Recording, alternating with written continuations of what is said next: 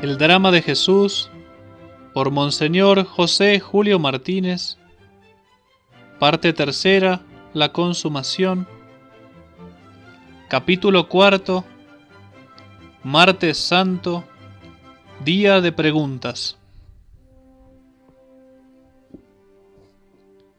Hemos asistido en el capítulo anterior a la primera fase de la lucha del Salvador contra sus enemigos. Los delegados del Sanedrín han quedado reducidos a vergonzoso silencio. Pero al retirarse, han enviado inmediatamente a sus amigos los fariseos con encargo de continuar la discusión.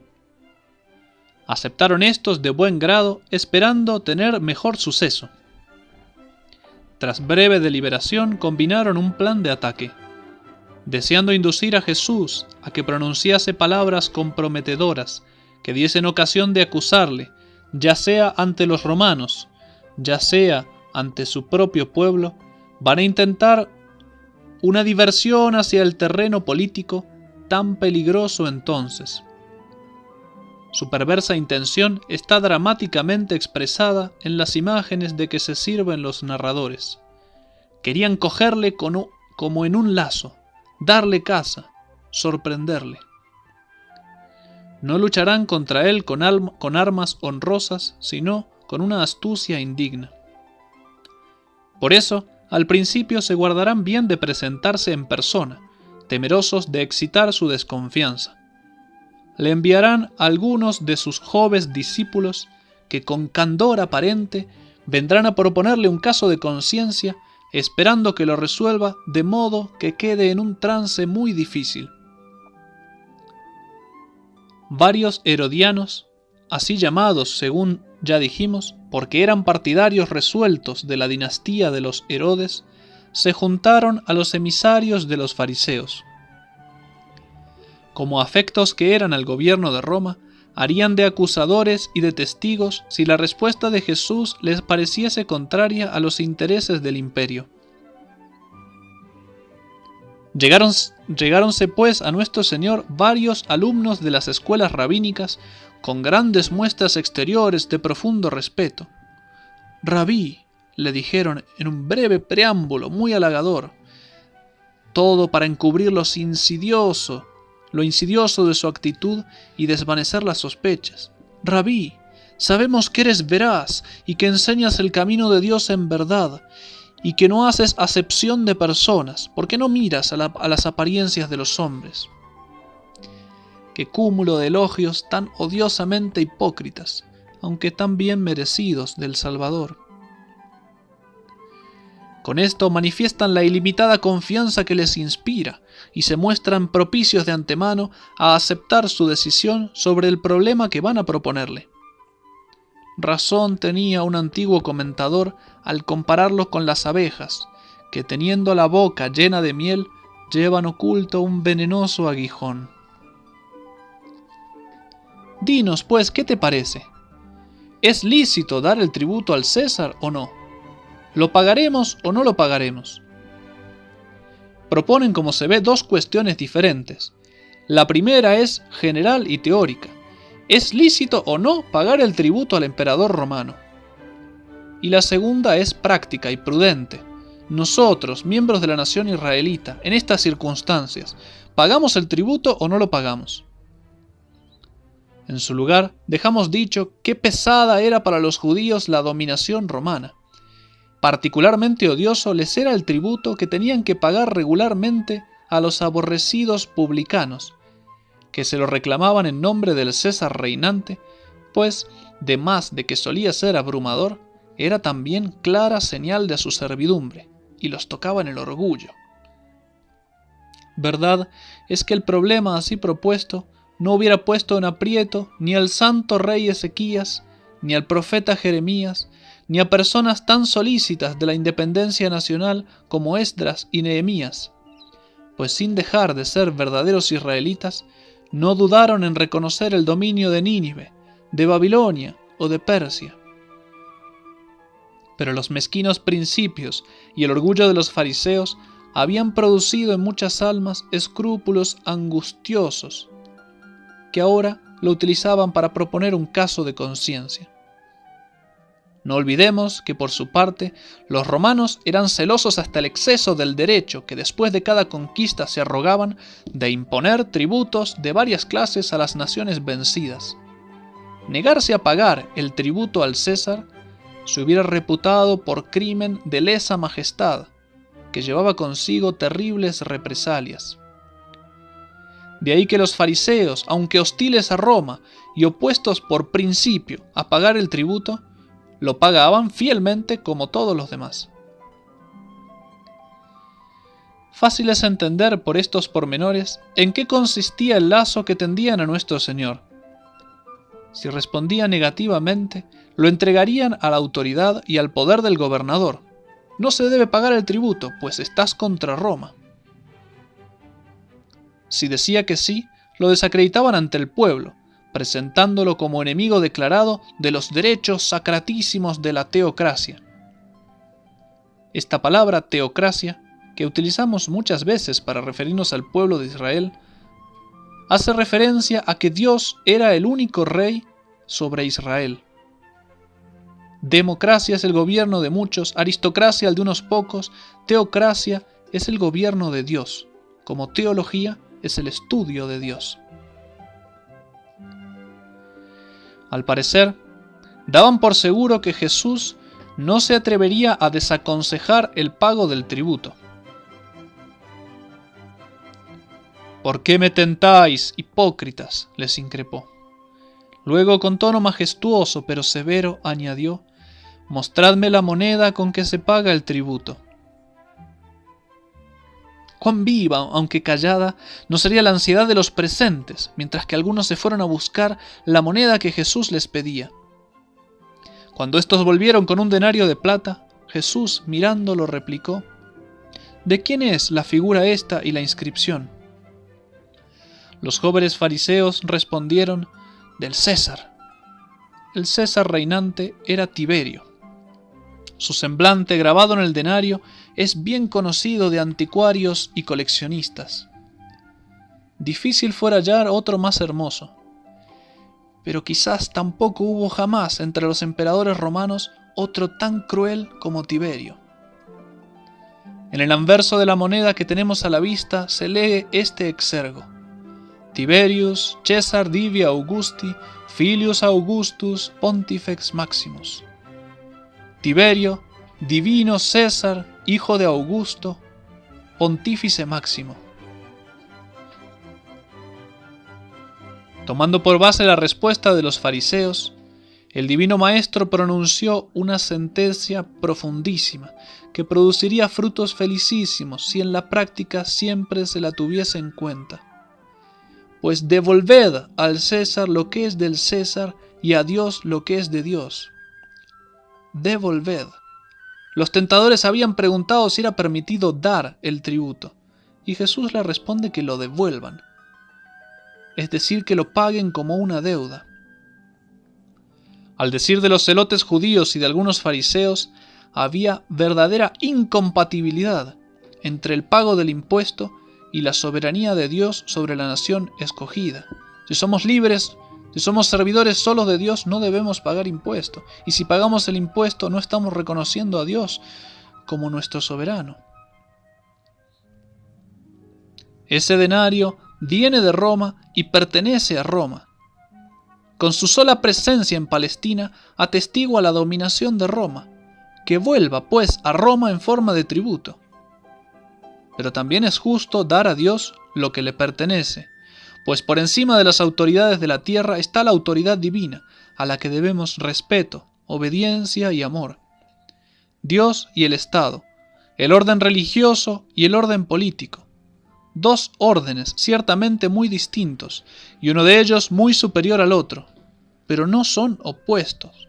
Antes deben coexistir pacíficamente para procurar la dicha del linaje humano. Pero para esto está claro que el Estado no ha de traspasar los límites de sus derechos, sino al contrario, respetar siempre los de la religión y de la conciencia y aliarse con Dios, es decir, con la Iglesia de Cristo, para impedir el mal, para ayudar a la dilatación de la verdad, para conseguir el bien material intelectual y sobre todo la virtud de los pueblos.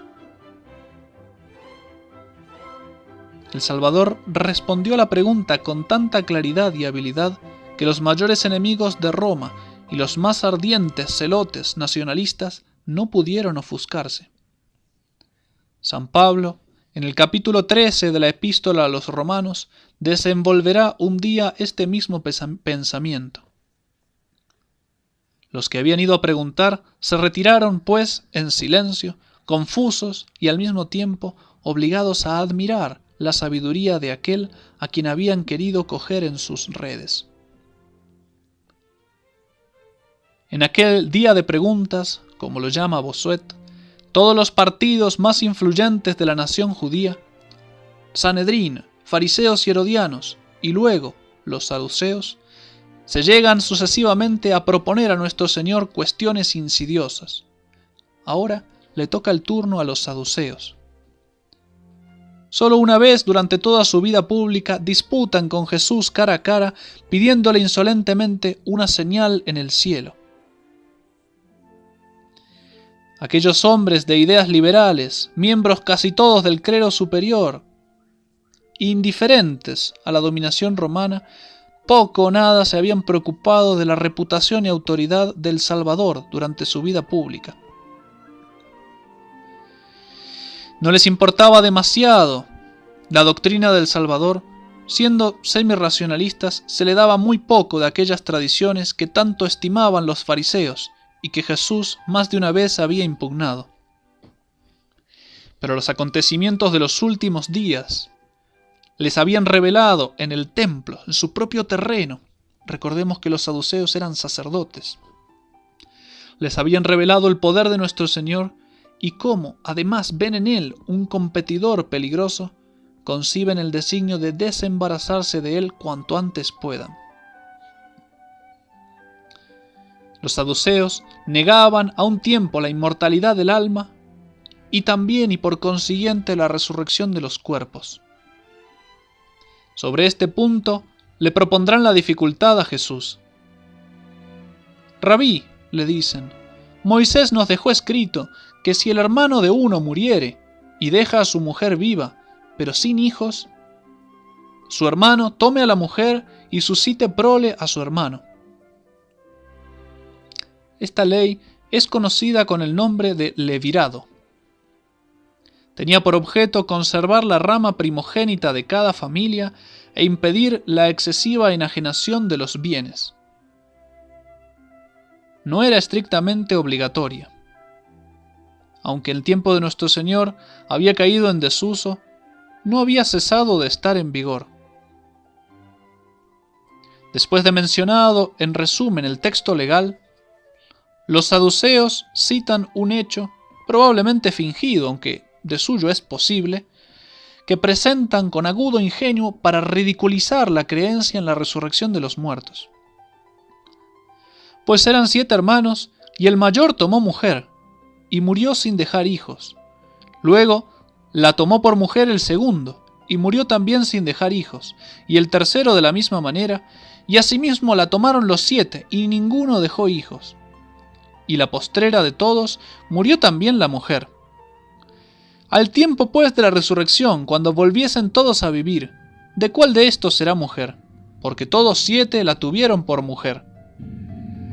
Aunque no hubiese habido más que 2 matrimonios, la cuestión se presentaría del mismo modo, pero multiplicándolos, los saduceos consiguen poner más de relieve la objeción. Erráis porque no sabéis las Escrituras ni el poder de Dios. El reproche era severo, y más cuando se hacía a los jefes espirituales del judaísmo, a los mismos sacerdotes. La dificultad que se presentaba como insuperable nacía de un grave error de ellos, y este error provenía de una ignorancia también muy grave. Los hijos de este siglo se casan y son dados en casamiento, pero en la resurrección ni se casan los hombres ni las mujeres son casadas, porque no podrán ya más morir, por cuanto serán iguales a los ángeles. Los saduceos suponían que en la otra vida las condiciones de la vida serían las mismas que acá abajo, especialmente en lo tocante al matrimonio, como si fuese imposible a Dios el cambiarlas. Grosero error. ¿No es Dios todopoderoso? Quien formó la naturaleza humana, ¿no podrá también transformarla según su querer? En la vida presente, el matrimonio es necesario para llenar los puestos vacíos que a cada instante causa la muerte en el género humano.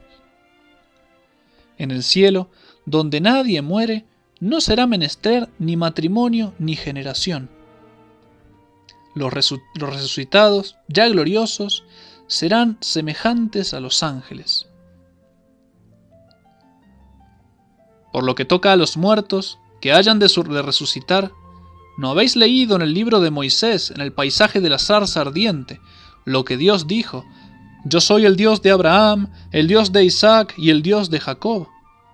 Ahora bien, Dios no es Dios de muertos, sino de vivos. Lo que el razonamiento del Salvador demuestra directamente no es la futura resurrección de los cuerpos, sino la inmortalidad del alma. Pero según las ideas de los judíos, estos dos dogmas son inseparables. Los saduceos, porque negaban la inmortalidad del alma, tenían que negar decididamente la resurrección. Si el alma hubiera sido inmortal, hubiera tenido sentido pensar en la resurrección. Puesto que el Señor, aún después de la muerte de Abraham y de los demás patriarcas, se dignó llamarse Dios de Abraham, de Isaac y de Jacob, claro es que no lo hacía sin profundo misterio. Quería darnos a entender que Él no desampara después de la muerte a quienes le han servido fielmente durante su vida y a quienes Él ha amado tiernamente. Tal era el caso de Abraham, de Isaac y de Jacob. De esta unión íntima de los justos con Dios, tomaba ocasión el salmista de una firme esperanza de la inmortalidad. Queriendo el Dios de Israel tomar un título glorioso, se hubiera llamado Dios de algunos huesos reducidos a polvo hacía ya siglos. Erráis. Tan perentoria había sido su argumentación que los saduceos no hallaron cosa que responderle. Les puso como una mordaza en la boca, como dice San Mateo. Por su parte, las turbas, que agrupadas en torno al Salvador habían asistido a la discusión, no disimulaban su admiración y su alegría. Los enemigos de Jesús habían pretendido desacreditarle ante el pueblo, y aquí que ocurría lo contrario. Ellos quedaban confundidos y desacreditados. La victoria de Jesús le valió hasta públicos parabienes que no eran de esperar. Procedían estos de algunos escribas que había entre el auditorio, y que no pudieron menos de exclamar: «Maestro, bien has hablado». El elogio era tanto más de extrañar cuanto por lo común los escribas, los jefes de los fariseos, eran declaradamente hostiles a Jesús. Pero a veces la verdad triunfa aún sobre los prejuicios y el odio, fuera de que en muchos puntos, como los escribas estaban totalmente en contra de los saduceos, estos doctores que habían presenciado la derrota de sus rivales, no pudieron disimular la satisfacción que experimentaban. Y uno de estos escribas le dijo: «Maestro, ¿cuál es el primero de todos los mandamientos?». Lo cual se traduciría muy bien diciendo: ¿de qué naturaleza? ¿Qué cualidades ha de tener? ¿Qué requisitos debe llenar un precepto de la ley mosaica para que merezca se le coloque en el primer lugar? Esta pregunta, que a nosotros nos parece tan inocente, era tenida entonces por muy dificultosa, porque en las escuelas rabínicas era materia de interminables discusiones. La ley rabina, según la ley judía, según los rabinos, contenía hasta 613 preceptos. Ante tal suma de mandamientos, era natural que se preguntasen cuáles son los más importantes, los mayores, los más obligatorios.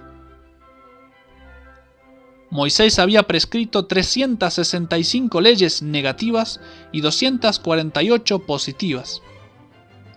Seguramente no serán todos igualmente importantes. ¿Cuál, pues, son los mandamientos importantes y cuáles las leyes menos urgentes? Los doctores como no habían llegado a ponerse de acuerdo, ni sabían cuáles preferir entre tantos preceptos, pesados o ligeros, vinieron a declarar que Moisés no había querido hacer distinción entre sus mandamientos, por orden de importancia, para que así no se descuidase ninguno y se cumpliesen todos.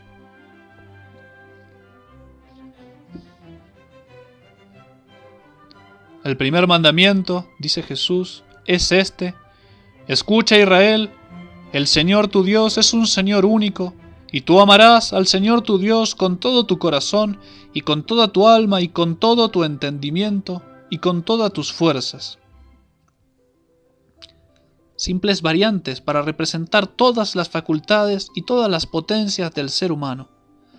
Todo, pues, en nosotros debe, según su modo, amar a Dios. Nuestra inteligencia entendiéndolo, nuestra voluntad persiguiéndolo, nuestro cuerpo trabajando, etc. Según la bellísima y riquísima sentencia de San Bernardo, la medida del amor a Dios es amarle sin medida. Jesús tuvo por bien completar la respuesta, diciendo: ese es el primer mandamiento, y el segundo es semejante a él: amarás a tu prójimo como a ti mismo. Ciertamente que no es el segundo mandamiento de la ley, es decir, no es el segundo de los 10 mandamientos. Es más, en ninguno de los 10 mandamientos se encuentra esta fórmula de Jesús. Sin embargo, si se miran bien los 10 mandamientos, se verá que los 3 primeros responden al amor de Dios y los 7 restantes al amor del prójimo. Por eso, Jesús resume los 10 mandamientos en estos dos: amar a Dios sobre todas las cosas y amar al prójimo como a ti mismo. Jesús no entendía el amor de Dios sin el del prójimo, ni toleraba que en adelante se los separase. El doctor, que había interrogado al divino maestro, no acertando a contener su admiración, exclamó: «Bien, maestro, con verdad has dicho que uno es Dios y no hay otro fuera de él, y que se le ha de amar con todo el corazón y con todo el entendimiento y con toda el alma y con todo el poder, y que amar al prójimo como a sí mismo es más que todos los holocaustos y sacrificios». No estás lejos del reino de Dios. Estaba, digámoslo así, en la puerta, y no le faltaba sino dar un paso para penetrar en su interior. Jesús le impulsa a dar este paso preciso, que consistía en reconocerle a él por Mesías. Es de creer que tarde o temprano este escriba recibiese la fe cristiana. Todos los evangelistas coinciden en notar que después de estas victorias nadie se atrevió ya a preguntarle más. Tal fue el éxito final de aquellas reiteradas discusiones.